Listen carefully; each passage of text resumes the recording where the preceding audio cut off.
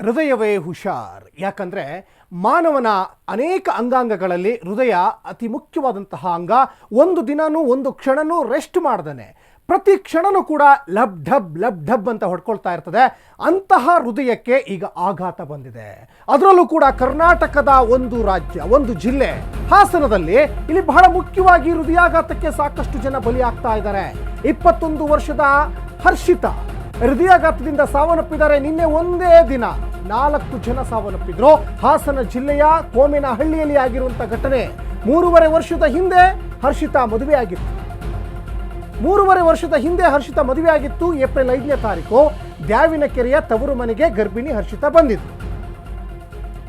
ಇನ್ನು ಹಾಸನದಲ್ಲಿ ಹೃದಯಾಘಾತ ಪ್ರಕರಣ ನಿಲ್ತಾ ಇಲ್ಲ. ಸಾವಿನ ಮನೆ ಸೇರ್ತಾ ಇದ್ದಾರೆ ಸಾಕಷ್ಟು ಜನ ಹೃದಯಾಘಾತದಿಂದ. ದಿನದಿಂದ ದಿನಕ್ಕೆ ಹಾರ್ಟ್ ಅಟ್ಯಾಕ್ ಹೆಚ್ಚಾಗ್ತಾ ಇದೆ. ಏನು ಕಾರಣ? 42 ದಿನಗಳಲ್ಲಿ 23 ಮಂದಿ ಬರೀ ಹಾಸನದಲ್ಲೇ ಸಾವನ್ನಪ್ಪಿದ್ದಾರೆ. 23 ಮಂದಿ ಹಾಸನದಲ್ಲೇ ಸಾವನ್ನಪ್ಪಿದ್ದಾರೆ.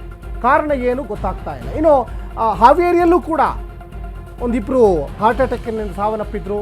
ಚಿಕ್ಕಮಗಳೂರಿನಲ್ಲೂ ಕೂಡ ಸಾವನ್ನಪ್ಪಿದ್ರು. ಆದರೆ ಹಾಸನದಲ್ಲಿ ಮಾತ್ರ ಈ ಹೃದಯಾಘಾತದ ಒಂದು ಸರಣಿ ಸಾವು ಜಾಸ್ತಿ ಆಗ್ತಾ ಇದೆ. ಹಾಸನ ಜಿಲ್ಲೆಯಲ್ಲಿ ಸಾಕಷ್ಟು ಜನ ಈಗ ಸಾವಿನ ಮನೆ ಸೇರ್ತಾ ಇದ್ದಾರೆ ಹೃದಯಾಘಾತದಿಂದ. ನೋಡಿ, ದೃಶ್ಯಗಳಲ್ಲಿ ಗಮನಿಸ್ತಾ ಇದ್ದೀರಾ. ಸಂಜಯ್ ಇವರು ಕೂಡ ಎದೆ ನೋವು ಹಾರ್ಟ್ ಅಟ್ಯಾಕ್ನಿಂದನೇ ಸಾವನ್ನಪ್ಪಿರುವಂಥದ್ದು. ಇದಕ್ಕಿಂತ ಮುಂಚಿತವಾಗಿ ನಿನ್ನೆ 4 ಜನ ಸಾವನ್ನಪ್ಪಿದ್ರು. ಅದಕ್ಕಿಂತ ಮುಂಚೆ 2 ಜನ ಸಾವನ್ನಪ್ಪಿದ್ರು. ಹೀಗೆ 2, 3 ಜನ, 4 ಜನ, 5 ಜನ ಹೀಗೆ ಸಾವನ್ನಪ್ತಾನೆ ಇದ್ದಾರೆ. ಒಂದು ಕಡೆ ಇದೊಂಥರ ವೈದ್ಯ ಲೋಕಕ್ಕೆ ದೊಡ್ಡ ಸವಾಲಾಗ್ತಾ ಇದೆ. ಯಾಕೆ ಈ ರೀತಿಯಾದಂತಹ ಹಾರ್ಟ್ ಅಟ್ಯಾಕ್ ಆಗ್ತಾ ಇದೆ ಅಂದಾಗ ಸಹಜವಾಗಿ ವೈದ್ಯರು ಹೇಳುವಂಥದ್ದು ಒತ್ತಡದ ಜೀವನ, ನಾವು ತೆಗೆದುಕೊಳ್ಳುವಂತಹ ಆಹಾರ ಪದ್ಧತಿ, ಜೀವನ ಶೈಲಿ ಅಥವಾ ವ್ಯಾಯಾಮ ಇಲ್ಲದೆ ಇರುವಂತಹ ಕಾರಣ, ಇವೆಲ್ಲವೂ ಕೂಡ ಹೃದಯಾಘಾತಕ್ಕೆ ಬಹಳ ಮುಖ್ಯ ಕಾರಣ ಅಂತ ಒಂದು ಕಡೆ ವೈದ್ಯರು ಹೇಳ್ತಾ ಇದ್ದಾರೆ. ಆಮೇಲೆ ಸಾಕಷ್ಟು ಶಾಕ್ ಆದಾಗಲೂ ಕೂಡ ಆಗ್ತಾ ಇರುತ್ತೆ. ಇನ್ನು ಚಿತ್ರದುರ್ಗದಲ್ಲಿ ಹೃದಯಾಘಾತಕ್ಕೆ ಸಾವಿನ ಸಂಖ್ಯೆ ಹೆಚ್ಚಳ ಆಗ್ತಾ ಇದೆ. ಜೂನ್ ತಿಂಗಳಲ್ಲಿ ಹೃದಯಾಘಾತಕ್ಕೆ 16 ಜನ ಬಲಿಯಾಗಿದ್ದಾರೆ. ಚಿತ್ರದುರ್ಗ ನಗರದಲ್ಲಿ ಹೃದಯಾಘಾತಕ್ಕೆ 4 ಜನ ಸಾವನ್ನಪ್ಪಿದ್ದಾರೆ. ಮೊಳಕಾಲ್ಮೂರಿನಲ್ಲಿ 4, ಹೊಸದುರ್ಗದಲ್ಲಿ 1 ಬಲಿ, ಒಟ್ಟು 5 ಜನ ಸಾವನ್ನಪ್ಪಿದ್ದಾರೆ ಚಿತ್ರದುರ್ಗದಲ್ಲಿ. ಚಳ್ಳಕೆರೆ ತಾಲೂಕಿನಲ್ಲಿ 2, ಹಿರಿಯೂರಲ್ಲಿ 3 ಸಾವನ್ನಪ್ಪಿದ್ದಾರೆ. ಇನ್ನು ಹೊಳಲ್ಕೆರೆ ತಾಲೂಕಿನಲ್ಲೂ ಕೂಡ 2 ಹೃದಯಾಘಾತಕ್ಕೆ ಬಲಿಯಾಗಿದ್ದಾರೆ. ಚಿತ್ರದುರ್ಗ ಜಿಲ್ಲಾ ಸರ್ವೇಕ್ಷಣಾಧಿಕಾರಿಯಿಂದ ಈಗ ಮಾಹಿತಿ ಸಿಗ್ತಾ ಇರುವಂಥದ್ದು. ಸರ್ವೇಕ್ಷಣಾಧಿಕಾರಿನೇ ಈಗ ಮಾಹಿತಿಯನ್ನು ಕೊಡ್ತಾ ಇದ್ದಾರೆ. ಹಾಸನದ ಬೆನ್ನಲ್ಲೇ ಈಗ ಚಿತ್ರದುರ್ಗದಲ್ಲೂ ಕೂಡ ಹೃದಯಾಘಾತದಿಂದ ಸಾವಿನ ಸಂಖ್ಯೆ ಏರಿಕೆ ಆಗ್ತಾ ಇದೆ. ಜೂನ್ ತಿಂಗಳಲ್ಲಿ ಹೃದಯಾಘಾತಕ್ಕೆ 16 ಜನ ಬಲಿಯಾಗಿದ್ದಾರೆ. ಅದು ಚಿತ್ರದುರ್ಗ ನಗರದಲ್ಲಿ ಹೃದಯಾಘಾತಕ್ಕೆ 4 ಜನ ಸಾವನ್ನಪ್ಪಿದ್ದಾರೆ. ಇನ್ನು ಮೊಳಕಾಲ್ಮೂರಲ್ಲಿ 4, ಹೊಸದುರ್ಗದಲ್ಲಿ 1 ಬಲಿಯಾಗಿದ್ದಾರೆ ಅನ್ನೋದು ಇಲ್ಲಿ ಗೊತ್ತಾಗ್ತಾ ಇದೆ. ಚಳ್ಳಕೆರೆ ತಾಲೂಕಿನಲ್ಲಿ 2, ಹಿರಿಯೂರಲ್ಲಿ 3 ಜನ ಸಾವನ್ನಪ್ಪಿದ್ದಾರೆ. ಒಂದು ಕಡೆ ಒಂದು ಇನ್ಸಿಡೆಂಟ್ ನಡೆದ್ರೆ ಅದೇ ಥರದ ಇನ್ಸಿಡೆಂಟು ಸಹಜವಾಗಿ ಬೇರೆ ಬೇರೆ ಜಿಲ್ಲೆಗಳಲ್ಲೂ ಕೂಡ ನಡೀತಾ ಹೋಗ್ತದೆ. ಈ ಹಿಂದೆ ಸರಣಿ ಸಾವನ್ನಪ್ಪಿದ್ರು ಬಾಣಂತಿಯರು. ಬೆಳಗಾವಿ ಭಾಗದಲ್ಲಿ ಮತ್ತು ಉತ್ತರ ಕರ್ನಾಟಕದ ಅನೇಕ ಜಿಲ್ಲೆಗಳಲ್ಲಿ ಬಾಣಂತಿಯರು ಸಾವನ್ನಪ್ಪಿದ್ರು. ಸಾಕಷ್ಟು ಜನ ಸರಣಿ ಸಾವು ಸಂಭವಿಸ್ತಾ ಹೋಯಿತು. ಅದೇ ನಿಟ್ಟಿನಲ್ಲಿ ಈಗ ಹೃದಯಾಘಾತದ ಸಂಖ್ಯೆ ಜಾಸ್ತಿ ಆಗ್ತಾ ಇದೆ. ಹೃದಯಾಘಾತಕ್ಕೆ ಸಾಕಷ್ಟು ಜನ ಬಲಿಯಾಗ್ತಾ ಇದ್ದಾರೆ. ಇನ್ನು ಶಿವಮೊಗ್ಗದಲ್ಲೂ ಕೂಡ ಹೃದಯಾಘಾತಕ್ಕೆ ಸರ್ಕಾರಿ ವೈದ್ಯರೇ ಬಲಿಯಾಗಿದ್ದಾರೆ. 48 ವರ್ಷದ ಸಂದೀಪ್ ಹೃದಯಾಘಾತದಿಂದ ಬಲಿಯಾಗಿದ್ದಾರೆ. ಇನ್ನು ಭದ್ರಾವತಿ ತಾಲೂಕಿನ ಹೊಳೆಹೊನ್ನೂರಿನಲ್ಲಿ ಆಗಿರುವಂಥ ಘಟನೆ. ಸಮುದಾಯ ಆರೋಗ್ಯ ಕೇಂದ್ರದ ವೈದ್ಯ ಸಂದೀಪ್ ಸಾವು. ವೈದ್ಯರಿಗೂ ಬಿಡ್ತಾ ಇಲ್ಲ, ವೈದ್ಯರಿಗೂ ಹೃದಯಾಘಾತ ಆಗ್ತಾ ಇದೆ. ನೋಡಿ, ದೃಶ್ಯಗಳಲ್ಲಿ ಗಮನಿಸ್ತಾ ಇದ್ದೀರಾ. ಶಿವಮೊಗ್ಗದಲ್ಲಿ ಹೃದಯಾಘಾತಕ್ಕೆ ಸರ್ಕಾರಿ ವೈದ್ಯರು ಬಲಿಯಾಗಿದ್ದಾರೆ. 48 ವರ್ಷದ ಸಂದೀಪ್ ಅಂತ ಸರ್ಕಾರಿ ವೈದ್ಯರು. ಇವರು ಆರೋಗ್ಯದ ಬಗ್ಗೆ ಚೆನ್ನಾಗಿ ಗೊತ್ತಿರುವಂತಹ ವೈದ್ಯರು. ಅವರ ಕ್ಲಿನಿಕ್ಕಿಗೆ, ಅವರ ಆಸ್ಪತ್ರೆಗೆ ಸಾಕಷ್ಟು ಜನ ಪೇಷಂಟ್ಗಳು ಹೋದಾಗ ಆರೋಗ್ಯವನ್ನು ಹೀಗೆ ಕಾಪಾಡ್ಕೊಳ್ಳಿ, ಹಾಗೆ ಕಾಪಾಡ್ಕೊಳ್ಳಿ ಅಂತ ಹೇಳುವಂತಹ ವೈದ್ಯರನ್ನು ಬಿಡ್ತಾ ಇಲ್ಲ ಹೃದಯಾಘಾತ. ಅಷ್ಟರ ಮಟ್ಟಿಗೆ ಇವತ್ತು ಜೀವ ಹಿಂಡ್ತಾ ಇದೆ ಹೃದಯ. ಭದ್ರಾವತಿ ತಾಲೂಕಿನ ಹೊಳೆಹೊನ್ನೂರಿನಲ್ಲಿ ಆಗಿರುವಂತಹ ಘಟನೆ. ಸರ್ಕಾರಿ ವೈದ್ಯರು 48 ವರ್ಷದ ಸಂದೀಪ್ ಈಗ ಸಾವನ್ನಪ್ಪಿದ್ದಾರೆ ಹೃದಯಾಘಾತದಿಂದ. ಕಾರಣ ಏನು ಅನ್ನುವಂಥದ್ದು ಮಾತ್ರ ಗೊತ್ತಾಗ್ತಾ ಇದೆ. ಹೃದಯಾಘಾತ ಕೇವಲ ಶಾಕ್ ಆದರೆ ಅಥವಾ ದುಃಖ ಆದರೆ ಅಥವಾ ಯಾರಾದರೂ ಮರಣ ಹೊಂದಿದ ಸುದ್ದಿ ಕೇಳಿದರೆ ಮಾತ್ರ ಹೃದಯಾಘಾತ ಬರ್ತಾ ಇಲ್ಲ, ಸಂತೋಷದ ಕೂಟದಲ್ಲಿದ್ದಾಗಲೂ ಕೂಡ ಹೃದಯಾಘಾತ ಬರ್ತಾ ಇದೆ. ಅನೇಕ ಜನರಿಗೆ ಮದುವೆ ಸಮಾರಂಭಗಳಲ್ಲಿದ್ದಾಗಲೂ ಕೂಡ ಹೃದಯಾಘಾತ ಬಂದಿದೆ. ಸಾಕಷ್ಟು ಜನ ವೇದಿಕೆ ಮೇಲೆ ಡ್ಯಾನ್ಸ್ ಮಾಡ್ತಾ ಇದ್ದಾಗ ಹೃದಯಾಘಾತ ಬಂದಿದೆ. ನೋಡಿ, ತುಮಕೂರಿನಲ್ಲಿ ನೀಲಕಂಠ ಸ್ವಾಮಿ ಬಿಜೆಪಿ ನಾಯಕರವರು ದುರ್ಮರಣ ಹೊಂದಿದ್ದಾರೆ. 36 ವರ್ಷದ ನೀಲಕಂಠ ಸ್ವಾಮಿ ಮೃತ ದುರ್ದೈವಿ ಅಂತ ಇಲ್ಲಿ ಗೊತ್ತಾಗ್ತಾ ಇದೆ. ತುಮಕೂರು ಗ್ರಾಮದ ಯುವ ಮೋರ್ಚಾ ಅಧ್ಯಕ್ಷ ನೀಲಕಂಠ ಸ್ವಾಮಿ ಹೃದಯಾಘಾತಕ್ಕೆ ಬಿಜೆಪಿ ಯುವ ಮುಖಂಡ, ವೈದ್ಯರು, ನಿನ್ನೆ ಹಾಸನದಲ್ಲಿ ಒಬ್ಬರು ಯೋಧರು ಸಾವನ್ನಪ್ಪಿದ್ರು. ಮತ್ತೆ ಡಿ ಗ್ರೂಪ್ ನೌಕರ ಕುಮಾರ್ ಅಂತ ಅವ್ರು ಸಾವನ್ನಪ್ಪಿದ್ರು. ಲೇಪಾಕ್ಷಿ ಅಂತ ಹಾಸನದ ಬೇಲೂರಿನವರು ಅವ್ರು ಸಾವನ್ನಪ್ಪಿದ್ರು.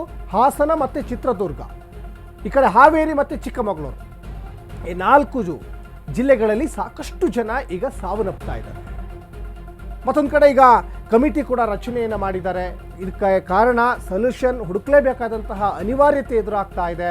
ಅದಾದಮೇಲೆ ಒತ್ತಡದ ಜೀವನಕ್ಕೆ ಎಲ್ಲಾದರೂ ಜನ ಒಳಗಾಗಿದ್ದಾರಾ, ಜೀವನ ಪದ್ಧತಿಯನ್ನು ಬದಲಾವಣೆ ಮಾಡ್ಕೋಬೇಕಾ, ಅಥವಾ ಹೃದಯಕ್ಕೆ ಆಘಾತ ಯಾಕೆ ಆಗ್ತಾ ಇದೆ? ನಾವು ತಿನ್ನುವಂತಹ ಆಹಾರ ನಮಗೆ ಔಷಧಿ ಆಗಬೇಕು, ನಾವೇ ಕೆಮಿಕಲ್ ಯುಕ್ತ ಆಹಾರವನ್ನು ತಿಂದು ಇವತ್ತು ಅದು ಹೃದಯಕ್ಕೆ, ದೇಹದ ಅನೇಕ ಭಾಗಗಳಿಗೆ ತೊಂದರೆ ಆಗುತ್ತಾ? ದೇಹದ ಬೇರೆ ಯಾವುದೇ ಪಾರ್ಟ್ಸ್, ಈಗ ಒಂದು ಕಿಡ್ನಿ ಫೇಲ್ಯೂರ್ ಆದರೂ ಮತ್ತೊಂದು ಕಿಡ್ನಿಯಲ್ಲಿ ಬದುಕ್ಬೋದು, ಒಂದು ಕಣ್ಣಿಲ್ಲ ಅಂದರೆ ಇನ್ನೊಂದು ಕಣ್ಣಲ್ಲಿ ಪ್ರಪಂಚ ನೋಡ್ಬೋದು, ಒಂದು ಕಿವಿ ಕೇಳಿಸ್ಲಿಲ್ಲ ಅಂದರೆ ಮತ್ತೊಂದು ಕಿವಿಯಲ್ಲಿ ಬೇರೆಯವ್ರು ಏನು ಮಾತಾಡ್ತಾರೆ ಅನ್ನೋದನ್ನು ಕೇಳಿಸ್ಕೋಬೋದು. ಆದರೆ ಹಾರ್ಟ್ ಅನ್ನೋದಿದೆಯಲ್ಲ, ಹೃದಯ ಅನ್ನೋದಿದೆಯಲ್ಲ, ಪ್ರತಿ ಕ್ಷಣನೂ ಕೂಡ ಅದು ವಿಶ್ರಾಂತಿ ಇಲ್ದೇ ಕೆಲಸ ಮಾಡ್ತಾ ಇರ್ತದೆ. ಅದಕ್ಕೆ ರೆಸ್ಟೇ ಇಲ್ಲ. ಅದು ರೆಸ್ಟ್ ಪಡ್ಕೊಳ್ತು ಅಂದರೆ ಜನ ಸಾವನ್ನಪ್ಪಿದ್ರು ಅಂತಲೇ ಅರ್ಥ. ಚಿಕ್ಕಮಗಳೂರಿನಲ್ಲೂ ಕೂಡ ಹೃದಯಾಘಾತಕ್ಕೆ ಬಲಿಯಾಗಿದ್ದಾರೆ. ಮೆಡಿಕಲ್ನಲ್ಲಿ ಮಾತ್ರೆ ಖರೀದಿಸುವಾಗ ಹೃದಯಾಘಾತ ಆಗಿದೆ. ನೀರು ಪಡೆದು ಹಾಗೆ ಕುಸಿದು ಬಿದ್ದು ವೃದ್ಧ ದುರ್ಮರಣ ಹೊಂದಿದ್ದಾರೆ. ಚಿಕ್ಕಮಗಳೂರಿನ ದೀಪಾ ನರ್ಸಿಂಗ್ ಹೋಮ್ ಬಳಿ ಆಗಿರುವಂತಹ ಘಟನೆ ಇದು ಜೂನ್ 26ನೇ ತಾರೀಕು ನಡೆದಿರುವಂತಹ ಘಟನೆ ತಡವಾಗಿ ಬೆಳಕಿಗೆ ಬಂದಿದೆ. 2 ತಿಂಗಳಲ್ಲಿ 13 ಜನ ಹೃದಯಾಘಾತಕ್ಕೆ ಬಲಿಯಾಗಿದ್ದಾರೆ. 2 ತಿಂಗಳಲ್ಲಿ 13 ಜನ ಹೃದಯಾಘಾತಕ್ಕೆ ಬಲಿಯಾಗಿದ್ದಾರೆ. ವಿಶ್ವನಾಥ್ ದೃಶ್ಯಾವಳಿಯಲ್ಲಿ ಕೂಡ ಗಮನಿಸ್ತಾ ಇದ್ದೀರಾ. ಚಿಕ್ಕಮಗಳೂರಿನ ದೀಪಾ ನರ್ಸಿಂಗ್ ಹೋಮ್ ಅಲ್ಲಿ ಮಾತ್ರೆಯನ್ನು ತೆಗೆದುಕೊಳ್ತಾ ಇದ್ರು. ಮಾತ್ರೆ ತೆಗೆದುಕೊಂಡು ಇನ್ನೇನು ನೀರು ಕುಡಿದು ಮಾತ್ರೆ ತಿನ್ನಬೇಕು. ನೋಡಿ, ದೃಶ್ಯದಲ್ಲಿ ಗಮನಿಸ್ತಾ ಇದ್ದಾರೆ, ಅಲ್ಲೇ ಕುಸಿದು ಬೀಳ್ತಾರೆ. ಜೂನ್ 26ನೇ ತಾರೀಕು ನಡೆದಿರುವಂಥ ಘಟನೆ ತಡವಾಗಿ ಬೆಳಕಿಗೆ ಬಂದಿದೆ. ಅಲ್ಲಿ ಆ ಕ್ಯಾಮ್ರಾದಲ್ಲಿ, CC ಕ್ಯಾಮ್ರಾದಲ್ಲಿ ಎಲ್ಲವೂ ಕೂಡ ಕ್ಯಾಪ್ಚರ್ ಆಗಿದೆ. ನೋಡಿ, ದೃಶ್ಯಾವಳಿಯಲ್ಲಿ ಗಮನಿಸ್ತಾ ಇದ್ದೀರಾ ಹೇಗೆ ಹಾಗೆ ಕುಸಿದು ಬೀಳ್ತಾರೆ. ಈ ಥರ ಇನ್ಸಿಡೆಂಟ್ಗಳು ಸಾಕಷ್ಟು ಆಗಿದ್ದಾವೆ. ಮೊನ್ನೆ ಬಾಲಿವುಡ್ ಚಿತ್ರ ನಟಿ ಕೂಡ 42 ವರ್ಷ ಅವರಿಗೆ, ಅವರು ಕೂಡ ಹಿಂಗೆ ಡ್ಯಾನ್ಸ್ ಮಾಡ್ತಾ ಇರ್ತಾರೆ. ಮತ್ತು ಜಿಮ್ಮಿಗೆ ಹೋಗುವಂಥವರಿಗೆ ಸಾಕಷ್ಟು ಹೃದಯಕ್ಕೆ ಆಘಾತ ಆಗ್ತಾ ಇದೆ. ಮತ್ತು ವೇದಿಕೆ ಮೇಲೆ ಸಾಕಷ್ಟು ಜನ ಕುಣಿದು ಕುಪ್ಪಳಿಸ್ತಾ ಇರ್ತಾರೆ, ಸಂತೋಷದ ಕೂಟದಲ್ಲಿ ಭಾಗಿಯಾಗಿರ್ತಾರೆ. ಸಂತೋಷದ ಕೂಟದಲ್ಲಿದ್ದರೂ ಕೂಡ ಸಾವನ್ನಪ್ತಾ ಇದ್ದಾರೆ. ವೈದ್ಯರು ಏನು ಹೇಳ್ತಾರೆ ಅಂದರೆ, ಆದಷ್ಟು ಖುಷಿಯಾಗಿರಿ, ನಗ್ತಾ ಇರಿ, ನಿಮ್ಮ ಜೊತೆ ಇರೋರನ್ನ ನಗ್ಸಿ ಅಂತ ಹೇಳ್ತಾ ಇರ್ತಾರೆ. ಅನೇಕ ಸಂತೋಷದ ಕೂಟದಲ್ಲಿ, ನಗುವಿನ ಕೂಟದಲ್ಲೂ ಸಾವನ್ನಪ್ಪಿದ್ದಾರೆ ಹೃದಯಾಘಾತದಿಂದ. ರಾಜ್ಯದಲ್ಲಿ ಹೃದಯಾಘಾತದಿಂದ ಸರಣಿ ಸಾವು ಸಂಭವಿಸ್ತಾ ಇದ್ದಾವೆ. ಶೀಘ್ರದಲ್ಲೇ ಕೋವಿಡ್ ಹೃದಯಾಘಾತ ವರದಿ ಕೂಡ ಸಲ್ಲಿಕೆ ಆಗುತ್ತೆ. ಇನ್ನು ಅಧ್ಯಯನಕ್ಕೆ ಸಮಿತಿಯನ್ನ ಸರ್ಕಾರ ರಚನೆ ಕೂಡ ಮಾಡಿದೆ. ಈ ಸಂಬಂಧ ಶೀಘ್ರದಲ್ಲೇ ಸರ್ಕಾರಕ್ಕೆ ವರದಿ ಕೂಡ ಸಲ್ಲಿಕೆ ಆಗುತ್ತೆ. ಇನ್ನು ಲಸಿಕೆಯ ದುಷ್ಪರಿಣಾಮದ ಬಗ್ಗೆ ನಡೆದಿರುವಂತಹ ಅಧ್ಯಯನ, ಆಲ್ರೆಡಿ ಈಗ ಅಧ್ಯಯನ ನಡೆದಿದೆ. ರವೀಂದ್ರನಾಥ್ ನೇತೃತ್ವದಲ್ಲಿ ಸಮಿತಿ ಒಂದು ಕಡೆ ರಚನೆಯಾಗಿದೆ. 4 ದಿನಗಳಲ್ಲಿ ರಾಜ್ಯ ಸರ್ಕಾರಕ್ಕೆ ವರದಿ ಸಲ್ಲಿಕೆ ಆಗುತ್ತೆ. ಲಸಿಕೆ ದುಷ್ಪರಿಣಾಮದ ಬಗ್ಗೆ ನಡೆದಿರುವಂತಹ ಅಧ್ಯಯನ, ಹೃದಯಾಘಾತ ಸಂಬಂಧ ನಡೆದಿರುವಂತಹ ಅಧ್ಯಯನ ಇದು. ಯಾಕಂದರೆ ಕೋವಿಡ್-19 ಬಂದಂಥ ಸಂದರ್ಭದಲ್ಲಿ ಕೋವ್ಯಾಕ್ಸಿನ್ ಮತ್ತು ಕೋವಿಶೀಲ್ಡ್ ಈ 2 ಲಸಿಕೆಗಳನ್ನು ಬಹುತೇಕ ಜನರು ಹಾಕಿಸ್ಕೊಂಡಿದ್ದಾರೆ. ಬಹುತೇಕ ಜನರಿಗೆ ಲಸಿಕೆಯ ಹೆಸರು ಮರ್ತೋಗಿರ್ಬೋದು. ಆದರೆ ಆ ಲಸಿಕೆಯನ್ನು ಹಾಕಿಸ್ಕೊಂಡ ನಂತರ ನನಗೆ ಕೈ ನೋವು, ಕಾಲು ನೋವು, ಸೊಂಟ ನೋವು, ಬೆನ್ನು ನೋವು, ಎದೆ ನೋವು ಅಂತ ಸಾಕಷ್ಟು ಜನ ಹೇಳಿದ್ದಾರೆ. ಗ್ರಾಮೀಣ ಪ್ರದೇಶದ ಜನ ಸಾಕಷ್ಟು ಜನ ಹೇಳಿದ್ದಾರೆ. ಹಾಗಾದರೆ ಕೋವಿಡ್-19 ನಂತರ ಲಸಿಕೆ ಹಾಕಿಸಿಕೊಂಡ ನಂತರ ಹೃದಯಾಘಾತ ಜಾಸ್ತಿ ಆಗ್ತಾ ಇದೆಯಾ? ಕೋವಿಶೀಲ್ಡ್ ಮತ್ತು ಕೋವ್ಯಾಕ್ಸಿನ್ ಈ 2 ಲಸಿಕೆಗೂ ಹೃದಯಾಘಾತಕ್ಕೂ ಏನಾದರೂ ಸಂಬಂಧ ಇದೆಯಾ? ಈ ನಿಟ್ಟಿನಲ್ಲೂ ಕೂಡ ವೈದ್ಯರು ಒಂದಿಷ್ಟು ತನಿಖೆಯನ್ನು ಮಾಡ್ತಾರೆ. ಆಲ್ರೆಡಿ ಲಸಿಕೆಯ ದುಷ್ಪರಿಣಾಮದ ವಿಚಾರಕ್ಕೆ ಸಂಬಂಧಪಟ್ಟ ಹಾಗೆಯೇ ಒಂದು ಅಧ್ಯಯನ ಆಗಿದೆ. ಶೀಘ್ರದಲ್ಲೇ ಕೋವಿಡ್ ಹೃದಯಾಘಾತ ವರದಿ ಕೂಡ ಈಗ ಸರ್ಕಾರಕ್ಕೆ ಸಲ್ಲಿಕೆ ಆಗುತ್ತೆ. ಆಲ್ರೆಡಿ ಕೇಂದ್ರ ಸರ್ಕಾರ ಕೂಡ ರಾಜ್ಯದಲ್ಲಿ ಆಗ್ತಾ ಇರುವಂತಹ ಈ ಹೃದಯಾಘಾತದ ಬೆಳವಣಿಗೆಗೆ ಸಂಬಂಧಪಟ್ಟಾಗೆ ವರದಿಯನ್ನು ತರಿಸ್ಕೊಂಡಿದೆ. ರಾಜ್ಯದಲ್ಲಿ ಹೃದಯಾಘಾತ ಪ್ರಕರಣಗಳ ಸಂಖ್ಯೆ ಒಂದು ಕಡೆ ಹೆಚ್ಚಳ ಆಗ್ತಾ ಇದೆ. ಜಯದೇವ ಆಸ್ಪತ್ರೆ ವೈದ್ಯರಿಂದ ಬೆಚ್ಚಿ ಬೀಳಿಸುವ ಮಾಹಿತಿ ಈಗ ಹೊರಗಡೆ ಬಂದಿದೆ. ಹಾಸನ ಮಾತ್ರ ಅಲ್ಲ, ಎಲ್ಲೆಡೆ ಹೃದಯಾಘಾತ ಹೆಚ್ಚಾಗ್ತಾ ಇದೆ. ನಿತ್ಯ ಜಯದೇವ ಆಸ್ಪತ್ರೆಗೆ ಬರುವವರ ಸಂಖ್ಯೆ ಹೆಚ್ಚಾಗ್ತಾ ಇದೆ. ಯಾಕಂದ್ರೆ ವೈದ್ಯರಿಗೆ ಚೆನ್ನಾಗಿ ಗೊತ್ತಿರ್ತದೆ, ಅವ್ರ ಹತ್ರ ಡಾಟಾ ಇರ್ತದೆ ಎಷ್ಟು ಜನ ಬರ್ತಾರೆ ಅಂತ. ನೋಡಿ, ಪ್ರತಿನಿತ್ಯ 700ರಿಂದ 800 ಮಂದಿ ಪರೀಕ್ಷೆಗೆ ಬರ್ತಾ ಇದೆ.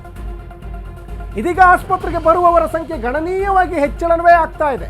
ಜಯದೇವ ಆಸ್ಪತ್ರೆಯಲ್ಲೇ ಡೆತ್ ರೇಟ್ 10% ಇದೆ. ನೋಡಿ, 10% ಡೆತ್ ರೇಟ್ ಇರುವಂಥದ್ದು ಮೈಸೂರಿನಲ್ಲಿ ಹೃದ್ರೋಗ ತಜ್ಞ ಡಾಕ್ಟರ್ ಸದಾನಂದ ಒಂದು ಕಡೆಗೆ ಹೇಳಿಕೆಯನ್ನು ಕೊಟ್ಟಿದ್ದಾರೆ. ಡಾಕ್ಟ್ರೇ ಒಂದು ಕಡೆ ಹೇಳ್ತಾ ಇದ್ದಾರೆ, ಜಯದೇವ ಆಸ್ಪತ್ರೆಯಲ್ಲಿ ಡೆತ್ ರೇಟ್ 10% ಇದೆ. ಪರೀಕ್ಷೆಗೆ ಆಗ 700ರಿಂದ 800 ಜನ ಬರ್ತಾ ಇದ್ರು, ಈಗ ಅದು ಸಂಖ್ಯೆ ಜಾಸ್ತಿ ಆಗ್ತಾ ಇದೆ. ಬರೀ ಜಯದೇವ ಹೃದ್ರೋಗ ಆಸ್ಪತ್ರೆಗಷ್ಟೇ ಅಲ್ಲ, ರಾಜ್ಯದ ಅನೇಕ ಭಾಗಗಳಲ್ಲಿ ಇವತ್ತು ಪರೀಕ್ಷೆಗೆ ಹೋಗ್ತಾ ಇದ್ದಾರೆ. ನೋಡಿ, ಪರೀಕ್ಷೆಗೆ ಹೋಗುವವರ ಸಂಖ್ಯೆಯನ್ನ ಇಲ್ಲಿ ಹೇಳ್ಬೋದು. ಸಾಕಷ್ಟು ಜನ ಭಯ ಪಟ್ಕೊಂಡು ಪರೀಕ್ಷೆಗೆ ಹೋಗ್ತಾ ಇಲ್ಲ. ಪರೀಕ್ಷೆಗೆ ಹೋದರೆ ನನಗೆ ಆ ಕಾಯಿಲೆ ಇದೆ, ಈ ಕಾಯಿಲೆ ಇದೆ, ಕೊರೋನಾ ಬಂದಿರ್ಬೋದಾ, ಅಥವಾ ಹಾರ್ಟ್ ಆಪ್ರೇಷನ್ ಮಾಡಿ ಅಂತ ಹೇಳ್ತಾರಾ, ಅಥವಾ ಹಾರ್ಟಲ್ಲಿ ಏನಾದರೂ ಬ್ಲಾಕೇಜ್ ತುಂಬಿಕೊಂಡಿದ್ಯಾ, ಈ ಥರ ಏನೇನೋ ಹೇಳಿಬಿಡ್ತಾರೆ ಡಾಕ್ಟ್ರು. ನಾನು ಅದಕ್ಕೆ ಹೋಗೋದೇ ಬೇಡ ಅಂತ ಸಾಕಷ್ಟು ಜನ ಭಯ ಪಟ್ಕೊಂಡು ಮನೇಲಿರೋರು ಸಾಕಷ್ಟು ಜನ ಇದ್ದಾರೆ. ಈಗ ಡಾಕ್ಟ್ರು ಲೆಕ್ಕಕ್ಕೆ ಸಿಕ್ಕಿರೋದು 700ರಿಂದ 800 ಜನ, ಈಗ ಗಣನೀಯವಾಗಿ ಜಾಸ್ತಿ ಆಗಿದೆ ಅಂತ ಒಂದು ಕಡೆ ವೈದ್ಯರು ಹೇಳ್ತಾ ಇದ್ದಾರೆ. ಆದರೆ ಹೆದರ್ಕೊಂಡು ಮನೇಲೇ ಕೂತವ್ರ ಸಂಖ್ಯೆ ಎಷ್ಟಿರ್ಬೋದು?